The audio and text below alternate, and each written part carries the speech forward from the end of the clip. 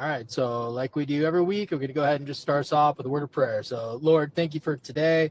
Thank you for everyone on this call. I just pray that you bless their businesses, bless their families, just give them strength in whatever they put their hands to today in their businesses and their personal lives. We just thank you and praise in Jesus' name. Amen. Cool. All right, guys. So we still got people coming in. Um, Today, I wanted to make the announcement that you guys have probably already seen on social media and what Leo has announced, but EXP has now partnered with Realtor.com, Homes.com, and Google to be our non-exclusive partners. That's how we're able to get three when it comes to our coming soon listing presentation. So I know you guys saw Compass and their whole lawsuit with Zillow and what that looked like. They were trying to sue Zillow for not showing off their private database publicly. That was a weird one. And then we saw that they went to Redfin and they're using their platform to put their listings on a exclusive deal for coming soons. And then we saw 2 days ago or yesterday, Keller Williams and some other big box brokerages had partnered with Zillow, and Zillow is then putting their coming soon listings on.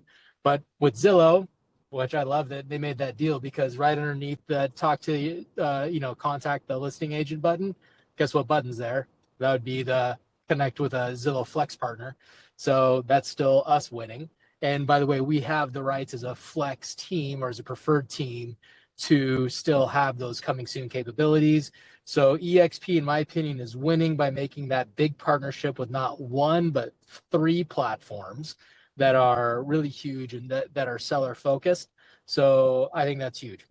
Any questions on that before we move on? If I can't answer it, then we'll write them down and get you the answers. But to me, that's big news.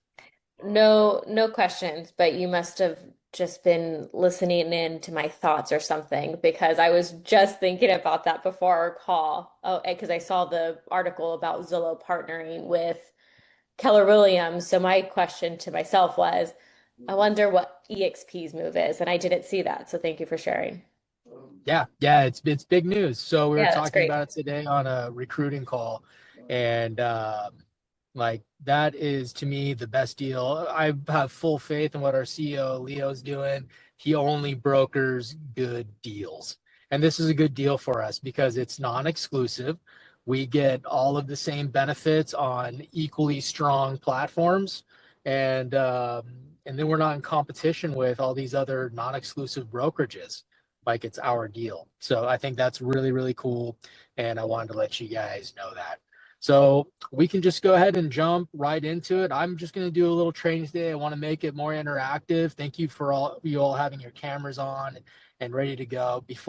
Since I'm mobile, I'm going to go ahead and make Jeannie. I'm going to make you a co-host if you don't mind. 1 second, and that way I don't miss people coming in and out here.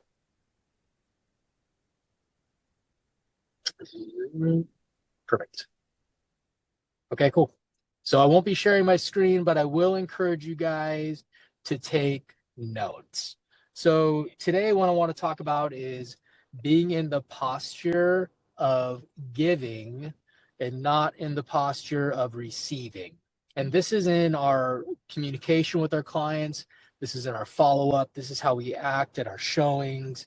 We need to posture ourselves properly. And the first thing I wanted to talk about is when I'm saying I'm here to help, that is a posture of receiving. So I know that doesn't sound right. When you're telling somebody I'm here to help you, you're actually giving them a posture of you're ready to receive from them. So when I'm at a car dealership and my guy, I know what his job is. He's there to sell me a car, right? He's here to help me, but only in the circumstance if I'm going to be buying something. If I'm saying I'm going to be giving you help during your purchase process, that is a contingency in our relationship that I'm only going to help you if you are currently looking for a house. So when you're telling your clients, like when you're getting on the phone with them, okay, great. Let me know if you can make that appointment at 4 o'clock. I'm just here to help. That is a passive posture of waiting to receive. You're waiting to receive that appointment because you didn't set it. You are waiting to receive because the communication has to come from them if they want help. You are not giving that help. So I want you to rethink how you're approaching your clients, because the truth of the matter is, when you are giving the posture of I'm here to help, you are telling them that you want something from them subconsciously. That's the way that it works. So whether your heart is that or not, that is what you are conveying to them, because that ball is in their court. What we need to do is be keeping the ball in our court. And that is, we need to take a posture of giving. And what are we giving at all times? It's excellent service. So I just wanted to pause right there. Anybody want to tell me a talk track that they want to clean up, or do you want me to keep moving forward? Everybody good? Cool. So Wait, posture sorry, I of, was trying go to ahead. find my unmute button.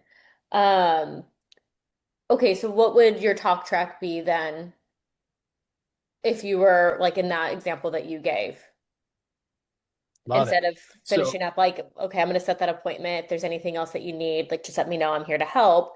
What would you say as what would you say otherwise? yeah, so you're going to set that appointment, and you're not going to tell them that you're here to help. You're going to tell them what next steps are, right? So let's just say we are in limbo, like, hey, we don't know if we're going to get that appointment. How about this? Hey, you know what? I'm doing private buyer consultations on Tuesdays this week. Can I lock in a time to get that consultation done so you can understand the purchasing process? And we can talk about what financing looks like. And let's talk about next steps to get you to your goal. So that is taking a position of giving excellent service. You may not have buyer consultations scheduled for Tuesday, but you had an opening at 2 o'clock. So why not connect with that person and make a personalized experience in lieu of having an appointment that didn't come to fruition? That is your appointment. That's your ability to get in front of them and win right there. So when you leave a conversation, instead of filling that gap of a non-appointment with I'm here to help, that person's gone. They're not going to reach back out to you. You gave them no value. You're just a door opener. And that's something that I want us to really think about internally. What are we doing for our clients? Are we just opening up doors? I'll do this. And I can't see you all, but I want you to just do it anyways. Raise your hand if you have an iPad. In NorCal, I think you guys did this with me yesterday. So this is a repeat. Okay. Raise your hand if you have our buyer packet, wealth building tool, and a lender flyer uploaded on your iPad to share with your clients at every showing. What are we going to our appointments with? What are we doing to show our value? And what are we doing to secure next steps with every person we come in contact with? So let's step one. Let's move away from I'm here to help to I'm going to give you excellent service. I'm going to walk you down what the buyer process looks like. I'm going to walk you down what the financing process looks like. And you know what that avoids when you take that position is your client isn't going to be like, you know what, I have a great lender and I'm only going to use them. They're going to start listening to you because you just explained to them the whole process that they need to go down, and they realize, okay, there's a little more to this than my lender guy told me, and I probably need to go shop what I'm doing so I can get the best deal, because closing like cash is very important. Speed is very important. What technology is my lender using to make it streamlined so we're all in communication all the time? These are the things that we need to be talking about. We need to educate our clients, not in a way of let me sit down and talk to you, but in conversational topics to where they're always getting value from you. Go ahead, Marissa.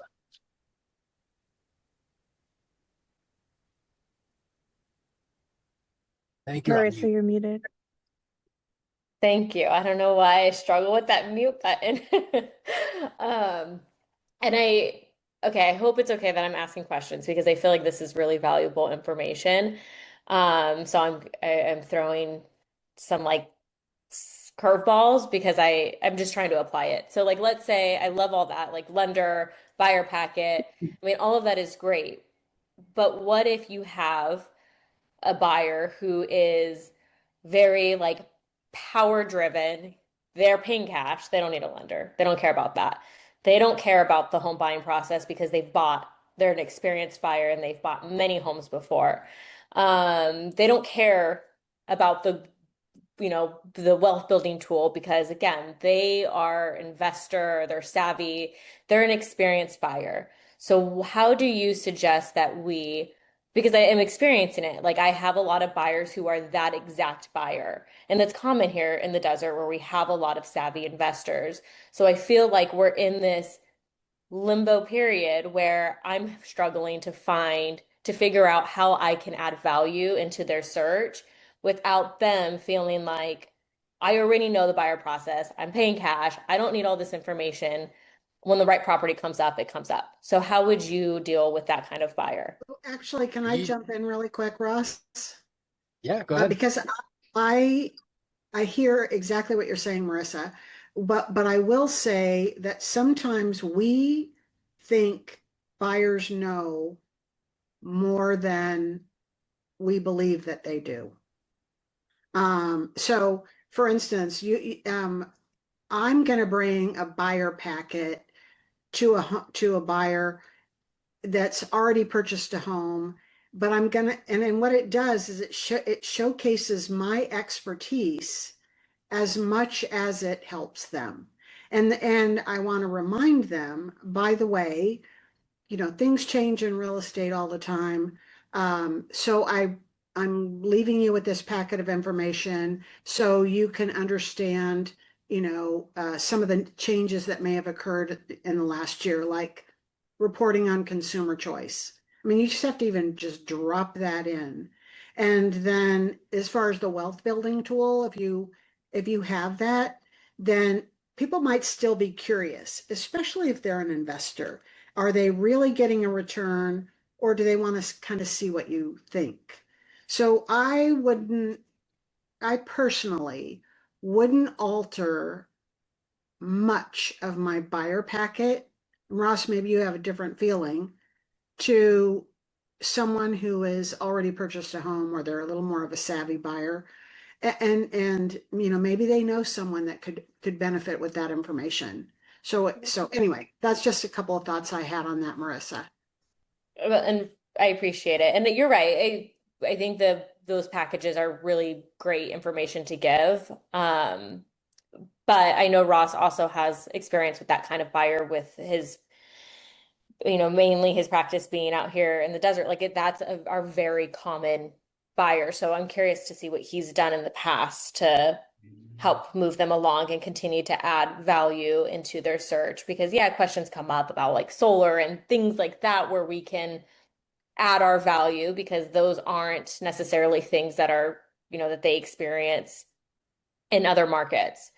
So I am curious Yeah, about the and with those perspective. power buyers, I think those are great questions, Marissa. I love that, and I have more of an answer for you. But when you're talking to those power buyers, and you do have the buyer packet, what's on the front end of the buyer packet? A billion sold since 2018. Um, top 0.5% brokerage. We are the powerhouse here locally.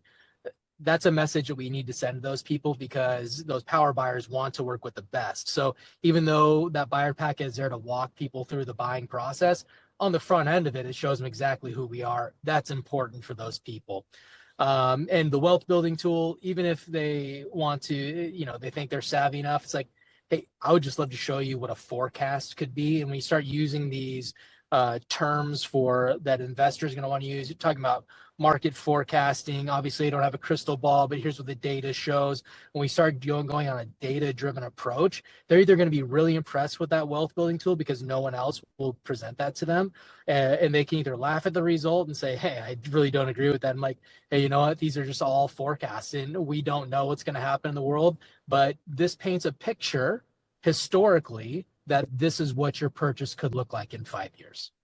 And that's all we want to give them, right? Is data points to help them make decisions. Now, you teed me up really nicely. And when you're dealing with people that maybe aren't going to be welcoming to your buyer package, we're going to deal with a lot of people.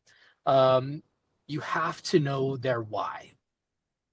So this is where you need to go in, and you can't allow the why to be like, say in the, for instance, that you're talking about, Marissa, you can't allow the why to be, well, I'm just looking for a deal. I'm looking for a multi-unit, under $1 million for, just because I am. Like, no, why are you looking in this specific area for that price?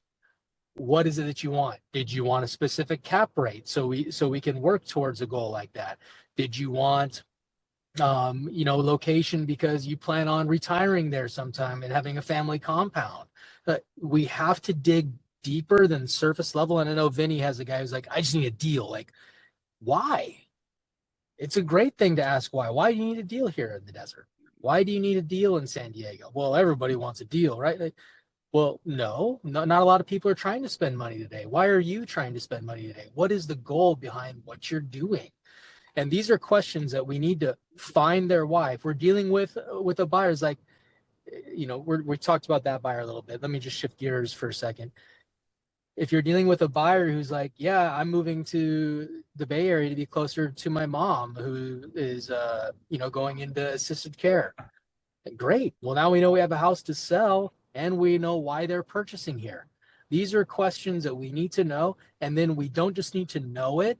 Their why needs to be made big by us, and it needs to be affirmed. Let me say that again. You should write this down. Their why needs to be made big, and it needs to be affirmed. What does that mean? When we find out what their true why is, my wife's pregnant, I'm having more kids. Oh, I remember that time in life. Or Marissa, like, I'm going through that right now. What a sweet time in life. Like, that is so exciting. And I can't wait to really help you reach your goal there. We're affirming that, making it big. Find a place of commonality so you can speak to it, so you can elevate what they're going through, not as normalcy, but a wonderful stage in life. Or if it's a tough stage in life, man, I feel you. And I really am looking forward to helping you find solutions for this because, everyone has their problems, and I'm so sorry you're dealing with yours right now, but I know there's a solution for you, and let's dig into it. Meet them where they're at. Make their why big to you, make it a big moment, and then affirm it by trying to find commonality. And it may not be you, maybe your parents, it may be somebody else. You're going to know someone who's gone through something similar. I want you to know there's nothing new under the sun. No matter how bad people think they got it, somebody's already walked through it. And odds are you probably know somebody who's done something similar, And these are the things that we need to find. We need to find their why. It needs to be made big and affirmed. Any questions on that section of our talk? Katie Mack here. I'm just going to actually add to that it's really about learning through curiosity, which is part of that why. I had a really cool experience yesterday. I had another emergency dental appointment, lucky me, while I was right in the middle of dropping off some Jameson to escrow because we closed yesterday. And my dentist heard my excitement, and she's now my new client, which is so exciting, and found out her why was she wants to live closer to her office. And so I started learning through curiosity. Very, very big thing is learn through curiosity. Learning through curiosity. And that just sounds like you're living the true excitement of your business. Correct. Like, it's great to tell people what you're doing. Case studies are the strongest form of connection. Stories are what connect people. When you're having a conversation with someone, when do you connect with them? It's when you share a common story that either excited them or they felt like it was something new or something they related with. It's stories are add values in all relationships. If you're not willing to share your story with people, then no one can buy into who you are. And Katie Mack, when you're in the dental chair telling your story, like, that's a great place. You got her for 30 minutes at least, and you got something in your mouth. So the fact you're able to talk to her, that's pretty impressive. But like, And I had the people in the office grab my card. Amazing. That's excitement. We have to be excited about what we're doing. And what is that? That lands right in excellent service. Like I tell you guys all the time, when your phone rings, if you're not able to put yourself in the position that this is the Super Bowl of your day, this is the biggest opportunity I'm going to have, then don't take the call, because you won't give your best, and you'll blow it anyways. Call them back. It's better to call them back than to call them when you're at McDonald's drive-thru and distracted. Give them your best. They deserve it. They can choose to transact with anyone. They're going to decide to choose you for making their reasons big, making their why big and affirmed, and for being excited about what's going on in their life. And we need to meet people there. All right, cool. You guys ready to move on? So we've kind of addressed talking to people. We've kind of addressed how we want to navigate with people. Now I want to move to follow-up, and I want to talk about what are other postures of receiving. Words like circling back, following up, checking in.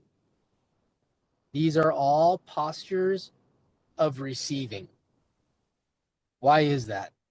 Anybody want to take a stab at why we think those are postures of receiving? Because we want them to move forward so we can achieve our goal. You're absolutely right. We put the ball in their court. Guys, we're on offense in this market. Like, it's no longer COVID, if you didn't know. The last 3 years should have taught you. It's no longer shooting fish in a barrel where you can drop them a circling back and they're like, yes, write the offer. I haven't even seen it. Do million over ask. Like, if you guys haven't noticed, that's not the market anymore. So when you're saying circling back, following up, checking in, these are all postures of receiving, because now you are making your client make the next move. You understand that? Most of our clients don't know what the next move is. That's why they called you. We need to guide them. We need to give the posture of excellent service. So I'll use that example again. Hey, Jeannie, I know we spoke 2 weeks ago, and I know life gets busy, but I wanted to reach out to you and let you know that I am giving private buyer consultations on Tuesdays this month. Do you have any time this Tuesday where I can walk you through the buying process, the lending process, and exactly how you need to prepare yourself to purchase a home here in Half Moon Bay? Do you have time for that? Yes. Oh my gosh. And it's like you read my mind. I was just looking on Zillow. There you go. And nobody's going to be that easy, right? Thank you, Jeannie. That was a great tip. But Always time saver. you're going to get people engaged, right? They're going to be like, oh, okay. And then what can that lead to? It could lead to you doing a standing webinar. It could lead you, like, these are all things you can do for free and record them. And you can act like you're talking to 50 people in the room. There may be no one in your Zoom meeting. But perception is reality, and the information that you're giving is wildly important, because people are going to trust someone to make the biggest investment of their life. Why should it be you? And we need to build into that every single day by giving excellent service. And so when we're just shooting text messages out through FUB and saying that we're doing great follow-up because we asked somebody if we're circling, if they want to circle back with us, they don't know what to do. That is not good follow-up. That is actually terrible follow-up. We need to be offering, we need to be living with our hands out in abundance, looking to give excellent service at each turn. That is true relationship building. And what is opportunity? when relationship, I'm not talking about sheep, sorry, where relationship meets opportunity. That's opportunity. Where relationship meets information. Now, what came first in that statement? Relationship came before the information. We have to connect with them. We have to know their why. We have to make it big. And then I've been telling you guys so many times that we're the gatekeeper of information. If we spew information about properties because they asked a question and we're nervous about not giving them the answer they want, and we have to do it quickly, and we just go straight to information without building relationship, you've blown your value. They have no reason to talk to you anymore. If somebody calls and says, hey, is this place a 55 and over? Yeah, it is. Oh, great. I'm 36. Never mind. Bye. Oh, why didn't we ask them? Oh, is a 55 and over important to you? Well, no, it's not actually. I'm 36. Oh, well, what are you looking for? Now we're conversing. We're building relationship. We're trying to find their why. If we answer a basic question, we've blown the opportunity to build relationship. You have to go with the relationship side first before you build information. Anybody else want to speak to that? I would love to. Go for it, Caleb. Because it's interesting to me that this, and I've been learning this now the last few months since I've been with your team, and just to share with the folks, this was counterintuitive to me. Like, this wasn't normal conversation in my history of being, and I came from a corporate America world. You don't, and in just normal conversations, you don't ask questions, and that's, to me, it was the history. So now I had to retrain that it's okay to answer a question with a question, right? It was like, oh, that sounded rude. Like, why would, if this person asked me a question, I need to answer it? No, it's getting to that point, and I've felt it and seen it now in practice when I've talked to potential clients, that they don't react negatively like I thought they would when I answer their question with a question like you just did, Ross. Like, that's so I just wanted to comment on that. Anybody who's struggling with that, it's normal, and it not to be like afraid to do that, because 9 out of 10 times their response will be positive and like, oh, well, this person actually cares and they're digging into it, right? And like you said, you're not going to give away your value. Absolutely. And I love you shared that, Caleb. It is a little bit of a rewiring, or let's say redefining what excellent service is, right? In most industries, you ask, I'm going to answer like lightning fast, right? And you get to build to that in real estate. Like, if you got a buyer broker agreement and you're getting ready to write offers, and they're like, hey, I need to know about, like, if there's a Melrose, or if there's any litigation in this HOA, or what the property tax is. Like, if you're in deal, that's when you get to show off and be lightning. But when you are building opportunity, that relationship has to come before information. And that, you're right, that's a rewiring of what a lot of us want to do, because, even in school, like, whoever raises their hand first to give the information, like, they get a cookie, right? Like, that's how we're ingrained and trained in our in America to act. So it is counterintuitive. We have to learn a new way of communication, and it's not in a protective nature of us. It's actually in the benefit of our client, because if we're not digging deeper and building that relationship, then there's no way that we can get them the proper answer, right? Because the answer they're looking for, that guy isn't looking for a 55 and over. He's looking for a house that he can afford. So now we're getting past that. That was actually what I would call a stupid question, right? Because he didn't care if there was a waiting room, or if it was a 55 and over or not. He only cared if it wasn't. So now that we're past that, we can actually go on to next questions as, okay, what can I afford here in this market? And then we can truly take him on that search and bless him with the information that he needs. Any other comments on that? I know that's big. I'll add another one, Katie Mack. It kind of Please. reminds me of I've done personal training in the past, and when you get into coaching, somebody saying, "I want to lose weight," you want to understand, well, why do you want to lose weight? Is it to fit in that particular pair of jeans? Or because you got to get down to that bottom of understanding, and what you're saying is so potent, and so it literally fast tracks you with your client to understand how to meet them where they're at, and then start guiding them and moving them forward. And it really reminds me of that. You're coaching them. Yeah, absolutely. And you're digging into their why. Like that example right there. I need to lose weight. Why? Well, my doctor told me I could have a heart attack if I don't lose 30 pounds this month. Oh, well, we better get to work, and or if because that's life threatening, right? There's a problem that we can help solve, like, and that's a big problem.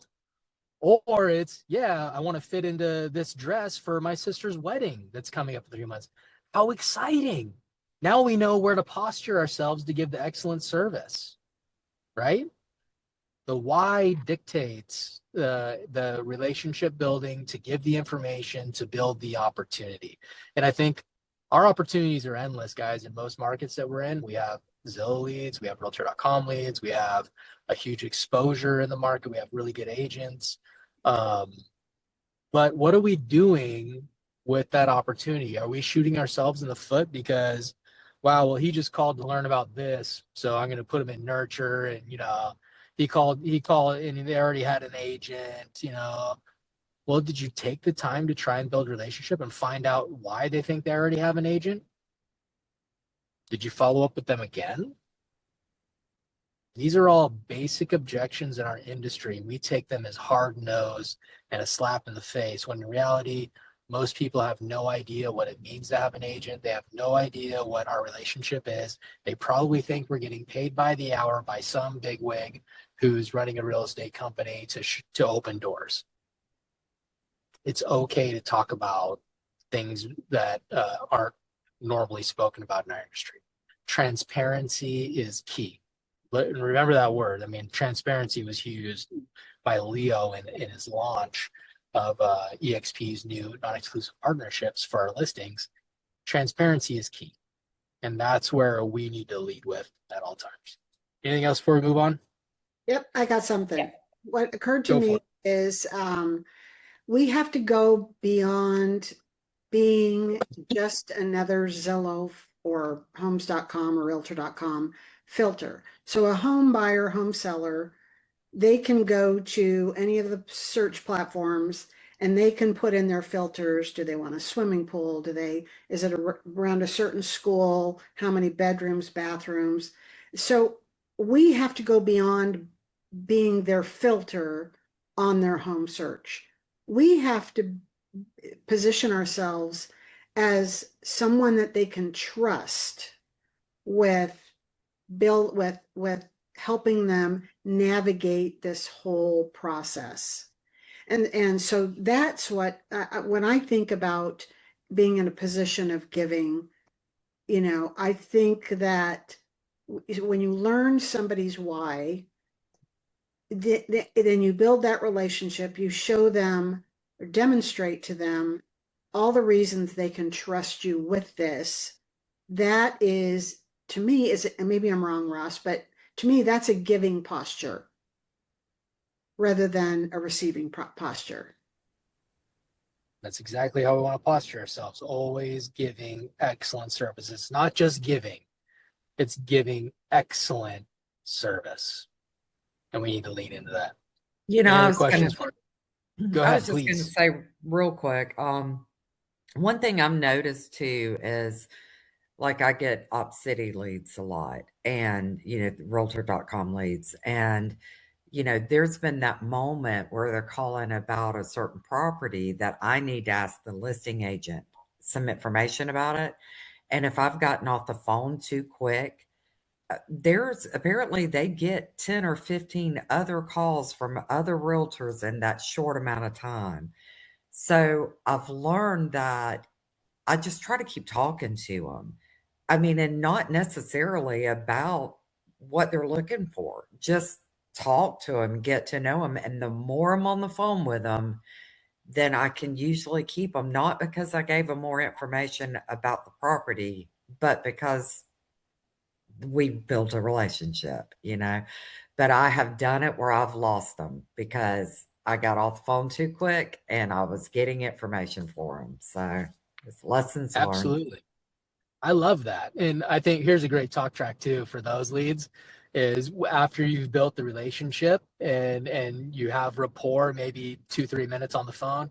Hey, Mr. Buyer, Mrs. Buyer, I just want to let you know, you're going to be receiving some other phone calls from people that are on this platform. You might even get 10 to 15 of them, but you can just let them know that we're working together.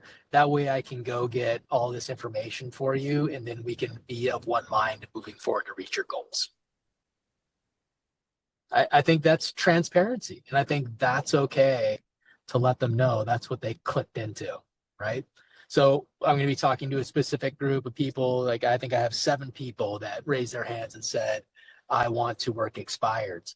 And that's probably a great opening line is, hey, I know that that your listing just expired and you probably had 100 phone calls already today. But I just wanted to see if you were open to a unique way of selling your home, something that you haven't seen before. Would you be willing to take that meeting? And that's your unique ability, right? And that's what I wanted to touch into. Your unique ability is building relationship, right? Well, everyone can build relationships, so maybe that's not it. Your unique ability is what, right? And so now I want to walk into something that is unique to the Stout team in our areas, and that is the wealth building tool. You guys okay if we shift gears into some practical application now? Anybody else have any questions on posturing yourself into a position of giving instead of receiving? We have Kevin Stone and Kentria. Go ahead, chime in, guys. Yeah, I just had a quick question. Like, where is everyone getting their call list for expireds? That's what I'm working on right now. So I'm working with Lawyers Title, and Jeannie and I were just talking this morning about what it costs to get Red X for the team. So those are things that I'm actively working on. Okay. Kevin's up. But go ahead. But also, Treya, if you wanted to call Lawyers Title, Melody at Lawyers Title, she has Red X at her office for San Diego. So she can give you recurring lists at no cost because you work with the Stout team. What was her feedback on RedX? Because I've used RedX before. And my experience with that is I sometimes would call people who were like, a lot of times they relist with the same agent. And a lot of times the information wasn't really updated. And I feel like an idiot calling somebody pitching to list their home and it was already relisted. So then I found myself having to go into the MLS to make sure that it wasn't relisted before I called them. So that was a little bit of a pain. I don't know how long ago you did that, but one of the things Red X is now touting is that they scrub all of their call lists now. And obviously it's not going to be perfect, but you shouldn't feel stupid. You're out there trying to serve people. So even if you do run that situation, don't let that discourage you. Okay. But I'll hit Melody. The first thing you do is get the list and time block 4 hours a day, make calls. I think it's a wonderful thing to do. Okay. Thanks, Ross. Yeah, totally. Go ahead, Kevin. Just wanted to, first of all, having some, what I got out of this, Ross, was, I think it was important. We talked about it yesterday. And, whether you're with a buyer or a seller, you have to understand my favorite quote of all times is mine was, people forget what you say, you do, but they'll always remember how you make them feel. My husband and I've been together 23 years. He says a lot of things, but I feel trusted. I feel supported with him, and that's what your clients want. And I was with a buyer from Michigan that came down for an inspection on a house in Indio earlier this week. And she mentioned that she was a Zillow lead, and I go, surprisingly, she bought this without even looking at it, and she went through a virtual tour with me, and she goes, you know what, you really impressed me. You just trusted me. I trust you, and it's all about that.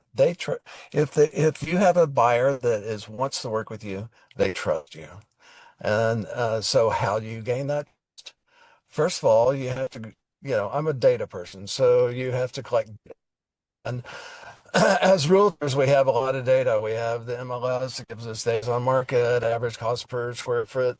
You can geek out on all that stuff. But there's another side of the data, what you're talking about, Ross, right now, is what's in the buyer or the seller's head. And it's important to them.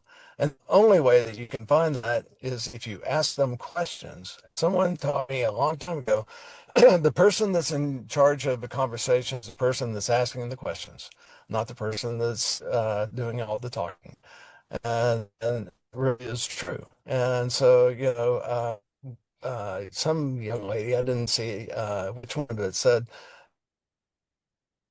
earlier that, she need to talk to them. Yeah, people need to want to tell their story to you, and they want to feel like they're heard. And then, and Jay and I talked about this too. Every time you talk or send out an email, bring value, and uh, and that starts with having a plan for each one.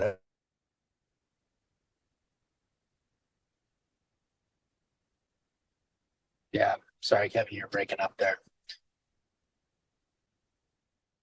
But that is 1,000% true what you're saying, Kevin.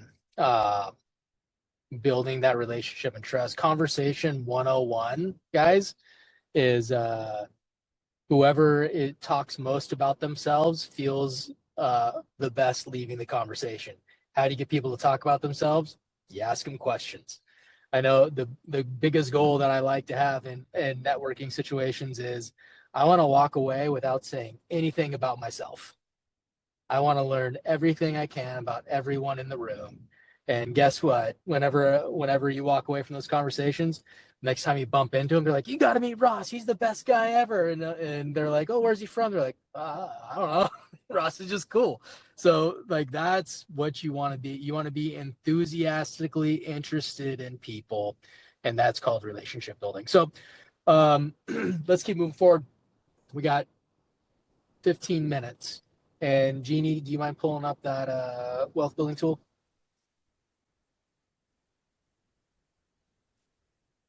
While she's doing that, who has a client that they met with yesterday that went on a showing that has a real life scenario that we can use here? Anybody go on a showing yesterday? Katie Mack, you got your hand up? I did. All right. Well, we're going to use your scenario. So let's go ahead.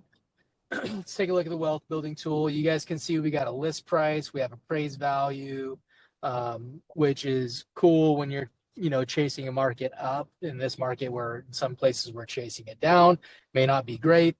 But in the Bay Area and LA, this could be useful as you guys are in multiple offer situations, showing that, hey, we need to go above what, the appraised value is probably going to be higher than list price. So you can work on that.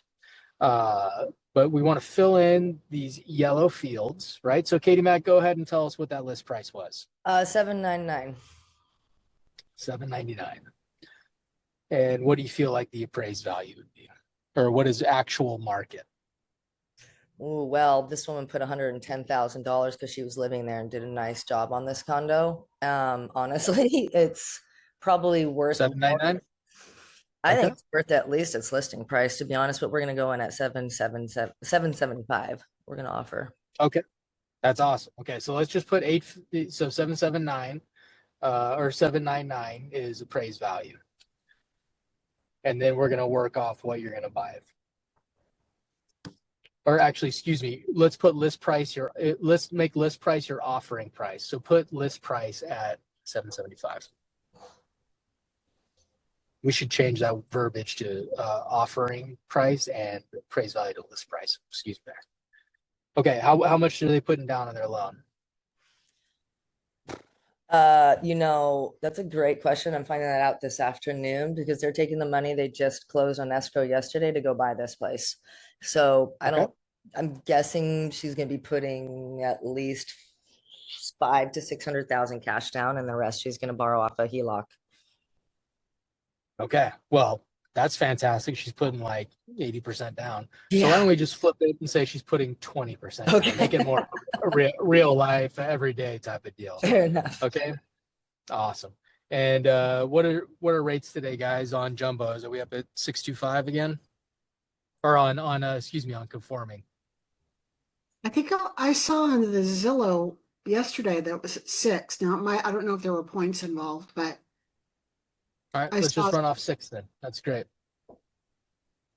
It's actually 6.25. It's around 6.2 currently. So across the board. You might find it.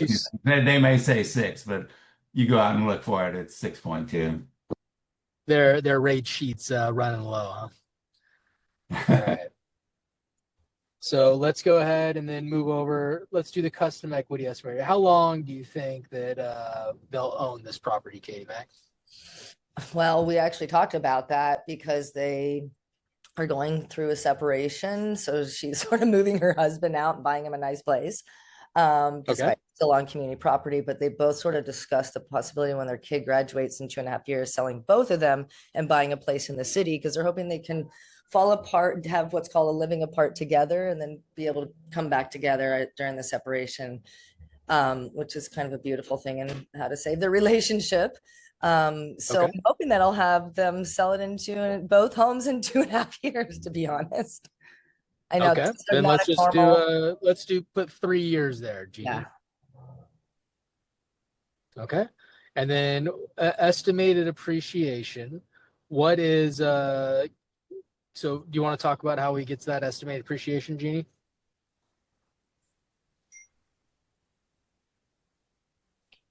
There we go. Sorry. I'm off mute now.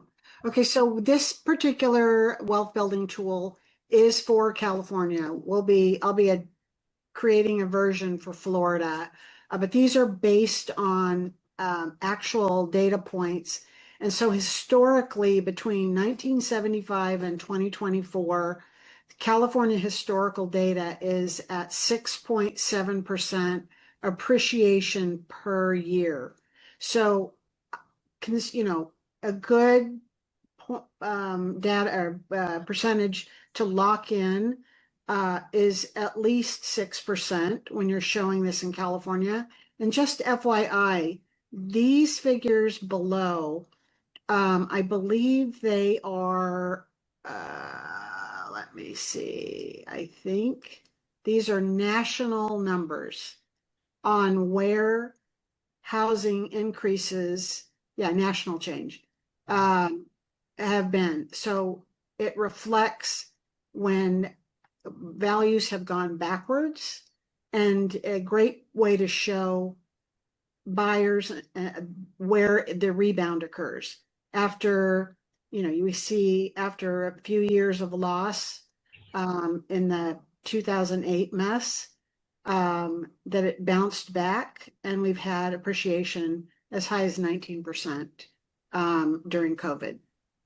Can I just add one thing to this really quick? Because this is good information, but it is important to remember, because I make these too for my clients, but actually, like, depending on where you're at in the county, of whatever county you're in, that's going to fluctuate. So for example, if you're close to the coast, that appreciation value is higher than if you were to be inland. So it is important to remember that, and you can actually chat GPT to find out exactly what that number is. But this is just the California number, but it can range anywhere from like 3% if it's super inland to 8% in some cases, on some of the coastal communities. So it's something to remember when you're having this conversation, because if you are in a coastal community and you're saying, okay, this is actually just across the board, California number is 6%. But if you're closer to the coast, you're in Huntington Beach, you're in, Venice, you're in Cardiff, Encinitas, whatever, those numbers will actually be higher typically as you And get that, closer to the water. really, really good point. And that's one of the reasons the box is in yellow, because it's really easy just to go in and say, okay, well, let's call it 4%, or let's call it 3%, or let's call it 8%. You can customize it. Absolutely. And then what's great is once you put in that number, you get to compare it to that cash on cash analysis of if you put this money in the S&P 500, what would it look like compared to your gain if you were to buy this property? Not only are you saving, not paying rent, not only are you in a tangible, real asset, but look at the difference on return, right? I have a question, sorry, about the estimated appreciation. So Gina, I did look up, I actually ChatGPT'd like La Quinta, and it gave me several different percentages. So what do you typically go for? Because it says like the long term can range from this to this, but short term is like 1% to 3% in my area. But over a 3 to 5 year span, it could be 2 to 5, just depending on, and my area, it's going specific to like neighborhoods. So Yeah, what do you typically? The best way I do it is I just say I make a general estimation. This is a forecasting tool, and we can put any number in here you'd like that makes you feel comfortable. But a broad stroke in California, 6% is below average year over year. And you can see on this table down below that obviously it fluctuates, right? But if we do an average on California purchase prices, this is your average appreciation. And I think that's okay to say. And then you can move it wherever you'd like. Okay, cool. Well, let's be super conservative. Let's put it at 1%. What does that look like for you? You have the capacity to do that. But I like using the average because then it's going to give you something substantial to talk about and compare it to the S&P 500. So this is a forecasting tool. We don't have to get in the nitty gritty. This is just showing people what it could look like. We're not taking this to the bank. We're not making this a claim that this is exactly what's going to happen. Yeah, but this is to show them what it could look like. Yeah, there is an advantage to this though too if you can look at the different neighborhoods because for example, I'm going on a listing appointment today and I analyzed for her. She lives in San Marcos right now. I did the appreciation on the house she's in now versus what she could, because she wants to move to La Costa Valley or Encinitas. So I ran the appreciation numbers on Vista over 15 years, and then the appreciation number on the coastal communities in the ones she wanted. And it gave a huge difference in what the appreciation was going to be between the two areas. So this is a really good tool. And if you can manipulate it and, do some research and make changes within the, percentages, you can tell a story like that about, someone who's like, does it make sense for me to sell my house in San Marcos and move to Encinitas? Is that even a dream I can even achieve? And does it make sense? Well, let's look at the numbers. And it can be a really good tool to tell that story. And the Well, I love that you mixed in the why, making that why big with data. Great job. Love that. Yep, I was just going to say that was beautifully done. And what it also did was showcase her expertise. She's not someone who's just opening a door. Yeah. Yep. Love it. Well, I think that's great work, guys. Use this tool. Call us for help on it. Call Gina. Gina knows what she's doing with it. Guys, we're as a group effort, let's make our unique ability the ability to give excellent service and offer something that nobody else is. I can guarantee you there's no one else, aside from Gina who's already doing it, in California that's doing this kind of work for their group, especially when it comes to internet leads or lead gen. If you're going to do this on your first showing, it would be very hard for them to go out and say, wow, well, that was impressive, right? It's a big deal. All right, cool. Really quick before we do, I'm gonna let you do it. I have to jump. Okay. But guys, this is great information. Jeannie's gonna take us home. Yeah, so hang on, guys. I'm gonna share one thing I'm doing with the wealth building tool, and then we're gonna do some goal highlights. So with the wealth building tool, I am going to be recording just really short Loom videos. I'm going back to my clients that maybe had some interest in a while, and then they left for whatever reason. Maybe they went on pause, or who knows? They just put their search on hold. So I'm going back and creating a Loom video, a really short one, to say, gosh, remember the property we were looking at on Yarmouth? And I was just playing around, with the wealth building tool. And I looked at, if you got into this home for this amount of money, what that might look like 3 years from now or 5 years from now. So let me show you this wealth building tool. And then just send that. And it's another touch point and another way to go back and nurture previous clients. So let me go through thank you for listening. I hope that's helpful. Let me go over some goal highlights that are in the chat. Looks like Jordan kicked us off. He's about ready to write an offer for a townhouse in Destin. Yay, that's his highlight. Kristen, she got her first showing on her personal home that she has on the market. Her goal is to buy a new car. Yeah, get that place sold, buy a new car. My highlight is yesterday I confirmed a listing coming up in Burlingame, $3 million property, and should go live in May. Goal is to get 2 ZHL approvals this week. Jennifer, her goal is to get her current client under contract this weekend.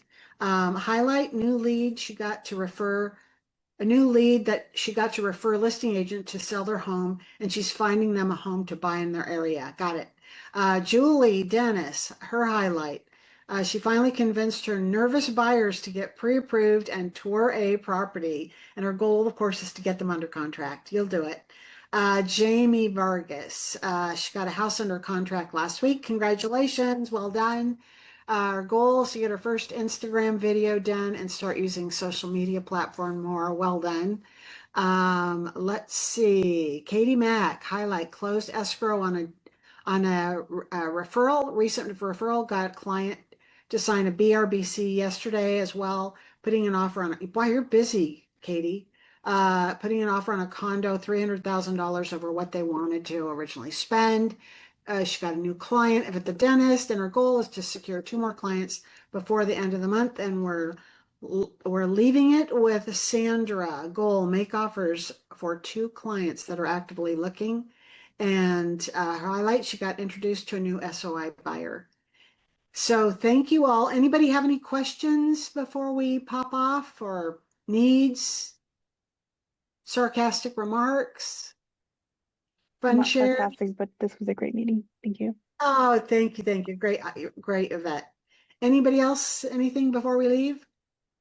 Well, you know where we are.